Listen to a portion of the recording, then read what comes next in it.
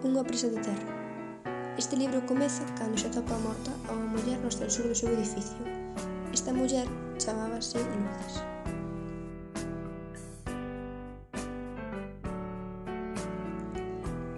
A asasinada tiña unha irmá que se chamaba Choni, e esta decide, aparte de contar coa policía, contratar a unha detective privada.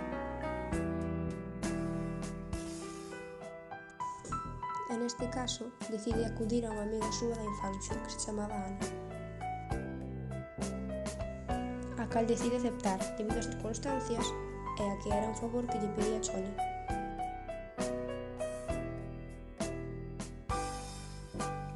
Para comezar, Ana decide ir a interrogar ao viúvo da asasinada.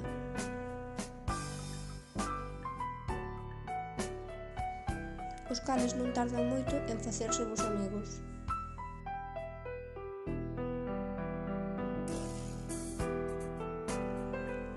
E máis tarde namóranse.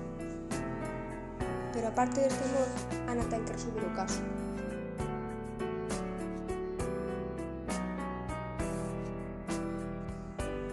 Ana tiña moitas preguntas e non era quen de resolvelas. Se queredes saber como acaba este libro, teredes que lelo.